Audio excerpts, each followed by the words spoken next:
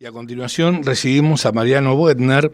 Él estudió Ciencias Políticas y Economía. Bueno, obviamente y fundamentalmente hace foco en lo que tiene que ver con el plano económico en Infobae, y en esos momentos está en contacto telefónico con nosotros. Bienvenido, Mariano, un placer enorme. Silvio Sacomani te saluda.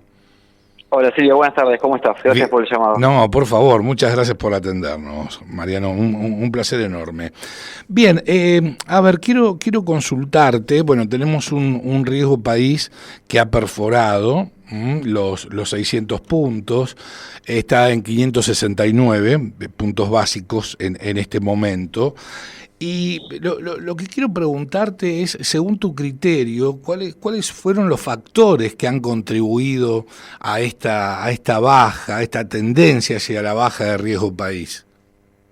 Mira, yo te diría que en principio la baja de riesgo país no es más que una continuidad de lo que ya se pudo ver con mucha fuerza en, te diría, los últimos 4 meses del 2024, con lo cual hay que irse un poco para atrás para analizar por qué el riesgo país está bajando así. Primero, si se me permite una pequeña nota de qué es lo que tenemos que interpretar con Sí, por favor, una obviamente. caída de riesgo país, qué implica el riesgo país, qué es lo que significa, qué es lo que nos dice. Sí. Y lo que nos dice el riesgo país es un indicador, bueno, es un indicador financiero, es un indicador que hace un fondo de inversión, uno de los más grandes del mundo, que se llama JP Morgan, JP Morgan, sí. que lo que hace es medir cuál es el nivel de riesgo de la deuda de cada país. Argentina es analizado como cualquiera de los otros países y cada país tiene un puntaje. Obviamente, cuanto más alto en puntaje, es más alto el riesgo. Suele ser visto en general como un indicador mirado desde el exterior para saber si Argentina es un país confiable para invertir en su deuda o no. Okay. Entonces, lo primero que hay que ver es que si, obviamente, si la tendencia es a la baja, significa que la Argentina es percibida con menos riesgo de su deuda que antes. Eso Exacto. Es un primer pantallazo. Es decir, la Argentina es un país menos riesgoso que hace algunos meses, de acuerdo a la percepción de los grandes fondos de inversión. Y además podés tomar deudas con un menor interés, obviamente. Claro, y lo que te dice eso es cuánto es el costo. Si Argentina quisiera endeudarse en el mercado internacional, es, bueno, cuánto tendría que pagar. Lo que se calcula ahí, no me quiero meter en nada técnico, pero lo que te está diciendo es cuánto tendrías que pagar vos por encima de lo que paga Estados Unidos, que es, digamos, el pagador seguro de siempre. Bueno, ¿cuánto tendría que pagar Argentina por sobre eso? Bueno, eso al margen. Sí. Pero lo que voy es, volvamos para atrás. ¿Por qué empezó hace 4 meses para la Argentina un proceso de que el riesgo país se muestre marcadamente a la baja? Eso tiene que ver con varios factores. El principal yo te diría que es que en la última parte del año el gobierno empezó a mostrar de manera acumulada y más sólida algunos logros de gestión de la política económica que durante buena parte del año estuvieron en duda sobre si se iban a sostener o no. Y ahí hay que marcar algunos muy claramente. Uno es la baja de la inflación, sí. Uno es el superávit fiscal, es decir, que el gobierno no tenía ninguna intención de negociar ni con el Congreso, ni con la oposición, ni con nadie el hecho de que la Argentina vaya a hacer un ajuste fiscal que lo deje en superávit. Con lo cual ahí tenés por lo menos 2 síntomas de que el plan del gobierno estaba funcionando. Y que además había una decisión política para sostener el plan económico. Y cuando el mercado empieza a percibir que eso tiene cierta consistencia, o que por lo menos el gobierno no se va a mover de lo que le prometió a los inversores, eso es percibido como una señal positiva y como un activo para el gobierno. Claro, por eso empieza a ganar confianza y empieza a ser menos riesgoso. Entonces, lo que vos me preguntabas de por qué ahora en 2025, en estos primeros días, baja por abajo de 600, bueno, es una continuidad de todo lo que venimos viendo. El mercado le cree al gobierno su plan económico. Esto es así, es incontrastable. Así lo muestra que haya subido los bonos como subieron en 2024, las acciones de la manera que lo hicieron, la baja de riesgo país.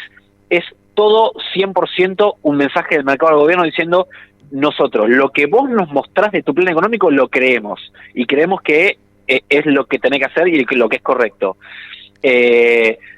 Con lo cual, eso es una primera reflexión. Y después, bueno, queda, si querés, para más adelante en la conversación, Sí. discutir otras cosas que tienen que ver con la economía real y con otras cosas que están por fuera de ese indicador de financiero, ¿no? Está claro, está claro. Bueno, sin ir más lejos, se publicó en el día de hoy, si mal no recuerdo, sí, hoy, un artículo de tu autoría que tiene que ver con el tema de repo y que gracias a repo el gobierno ya se ha asegurado los dólares para pagar los bonos y también al Fondo Monetario Internacional en el mes de febrero. Sí, sí, eso es así. Es interesante y lo que decís de repo porque, para poner en contexto, Argentina tiene cerrado el mercado internacional de deuda desde 2018. Exacto. Cuando empiezan a enhebrarse todas las crisis cambiarias durante el gobierno de Macri, que fue en abril de 2018, a la Argentina se le cierra la posibilidad de buscar financiamiento afuera. Se le cierra por completo y no volvió. Entonces, una baja del riesgo país te propicia un escenario por el cual vos podrías volver a intentar hacerlo a una tasa razonable. Bueno, esto del repo va en ese sentido. O sea, hay que interpretarlo. Fíjate que incluso para quien no leyó la noticia, es básicamente un financiamiento que consigue el Banco Central por Sí. $1.000 millones, que no es una cantidad recontra considerable de plata. No, te diría que es lo de menos el monto, porque no es tanto. Pero sí, el gobierno lo que quiso intentar hacer, como insistimos, otro mensaje al mercado, es decir, estamos en condiciones de, con los indicadores financieros que tenemos ahora, estamos en condiciones de volver al mercado con una tasa que nosotros podemos pagar. Uh-huh. Y eso es un poco lo que quiso hacer el gobierno, como un pequeño ensayo de esto lo podemos volver a hacer. Después de 6 años, después casi vamos para 7 años de mercado cerrado, la Argentina puede volver a hacerlo. Me parece que hay que interpretarlo como eso. Bien. Y después, bueno, lo que decías vos, tiene una consecuencia directa que es que el gobierno se hace de esos $1.000 millones para blindar los pagos de la deuda que tiene ahora el jueves. Ahora el jueves, sí. En febrero hay que pagarle al Fondo Monetario $650 millones, en mayo hay que pagarle de nuevo 630 millones y en julio hay que volver a pagar bonos. Y bueno, es una cantidad de dólares importante y el gobierno está tratando de juntarlos todos por anticipado para asegurarlo. Y a partir de este repo, tengo presente que estos $1.000 millones de dólares fueron tomados como deuda a través de bancos internacionales, ¿no es cierto? Sí, ahí la mecánica es, a diferencia de cuando, por ejemplo, no sé, el Ministerio de Economía emite un bono que sí, hay una subasta y ahí se define quién compra y a qué precio, y es algo más, si se quiere, competitivo de mercado. Acá es un acuerdo directo, se junta el Banco Central con 5 bancos internacionales, uh-huh, de los más conocidos, y le dice, miren, yo necesito esta plata, ¿ustedes están dispuestos a ponerlo? Y los bancos hacen sus ofertas y ahí el Banco Central elige con qué oferta se queda.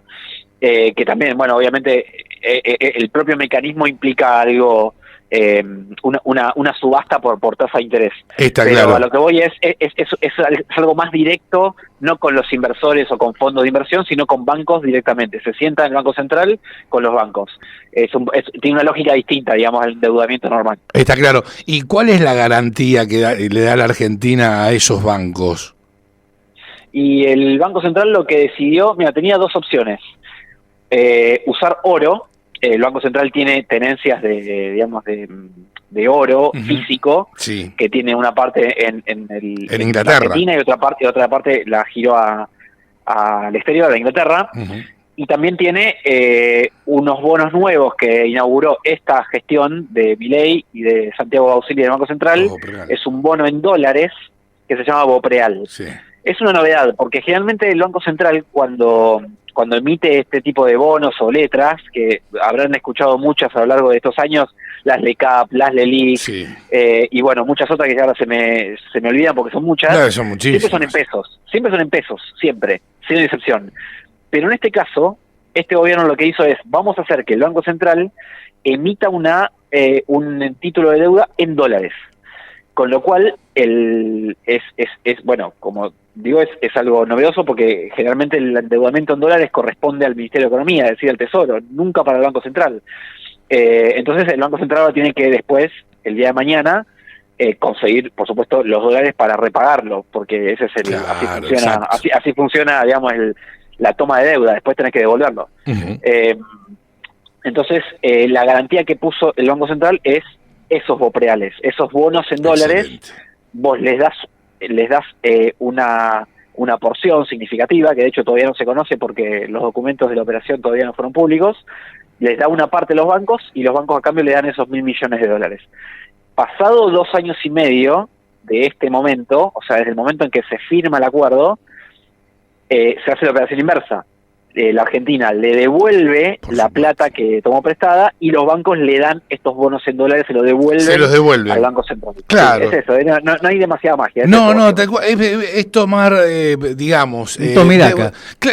Claro, tomar deuda con una garantía. Bueno, la garantía es que yo te los devuelvo. En este caso, el BOPREAL. Perfecto. Yo ahora te doy el BOPREAL. Vos me das los $1.000 millones de dólares. Luego yo te los devuelvo, no me acuerdo en cuánto tiempo, ¿son 24 meses, puede ser? No recuerdo. Son 2 años y medio, si no me equivoco. Claro, o por ahí estoy citando mal. Pero ahí la lógica es, la lógica de la garantía es, ¿qué pasa si vos por la razón que fuese no me lo devolvés? Bueno, si no me lo podés devolver porque no tenés los dólares, en el peor de los casos, yo me quedo con tu garantía, con estos dólares, claro, que tienen, con estos bonos. Sí, te entendí. Que tienen un valor, es un poco la lógica. Claro, que son, como bien decís, terminan siendo dólares. Sí, claro. A fin de cuentas siempre, sí. Mariano, ¿cómo estás? Javier Manzano te saluda. ¿Cómo no? Bien. Ahora, Mariano, en una nota tuya de hace unos días, ¿no? Mencionás que el Ministerio de Economía terminó el 2024 con una compra, ¿no?, de 6.000 millones de dólares, ¿no? Que terminaría blindando, lo pones entre comillas, el calendario financiero. ¿Podrías explicarnos un poquito qué significa tener ya blindado el calendario financiero? Sí, claro. Bueno, tiene que ver un poco con lo que veníamos hablando recién. El gobierno, al tener, voy a explicarlo bien desde el principio para que se entienda. Sí. Generalmente cuando cualquier gobierno se endeuda, toma deuda en el exterior, sí. se suele decir para cualquier país más o menos que funcione con normalidad que las deudas no se pagan. Y esto hace un poquito de ruido porque uno dice que se defoltea la deuda. No es que se defoltea.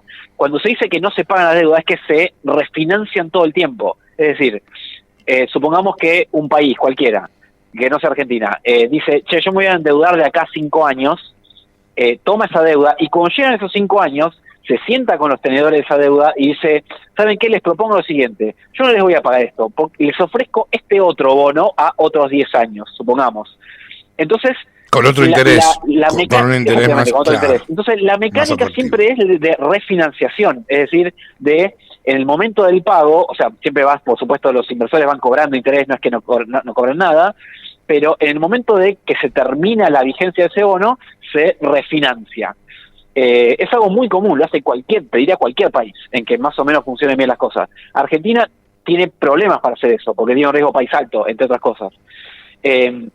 Entonces, este gobierno arrancó, digamos, la gestión pensando qué es lo que puede hacer en 2024 y 2025 con la deuda. ¿Tiene que pagarlo sí o sí? ¿O tiene posibilidad de refinanciar, que es esto que yo les digo? Y un poco me parece que el gobierno ahí es muy, muy cauto. No se quiere arriesgar a tener que pagar un bono nuevo, una tasa demasiado alta. Uh-huh. Entonces lo que hizo es asegurarse, juntar todos los dólares necesarios para pagarlo, taca, cash, con reservas, sí. Dar una señal de que tiene solvencia, de que tiene los dólares suficientes para pagarlos y de que no es necesario sentarse a renegociar nada, claro, hasta 2026. Es una señal. Eso es lo que significa blindar, es decir, tener todos los dólares por anticipado y decirle al mercado, mira, yo los tengo todos acá, no vamos a necesitar juntarnos ni sentarnos a renegociar nada. Cuando sea la fecha de pago yo te los voy a pagar. Y eso a cualquier tenedor de la deuda lo tranquiliza un poco. Claro. Eso es un poco también otro factor de baja de país. Claro, y cuando el Tesoro recompra estos 7.000 millones de dólares, lo hace a través de, digamos, del superávit. Sí, es un poco, esa es buena la observación. Lo que hace es comprarle el Tesoro, es decir, el Ministerio de Economía, sí, al Banco Central. Sí. el Tesoro tiene, imaginémonos como si cualquiera de nosotros tiene una caja de ahorro en cualquier banco, una caja de ahorro en dólares. Bueno, el Tesoro, el Ministerio de Economía, tiene su propia caja, su propia cuenta corriente dentro del Banco Central, que no es posesión del Banco Central, sino del Ministerio de Economía. Entonces lo que hace es comprar parte de las reservas, o sea, se las compra a cambio de pesos al Banco Central y las deposita en su cuenta corriente. Y ahí va juntando dólares. Ahora, ¿de dónde salen esos pesos? Hay varias opciones. La que este gobierno no quiere negociar porque no forma parte de su plan económico es: yo no voy a emitir un peso para comprar este tipo de dólares, no lo voy a hacer.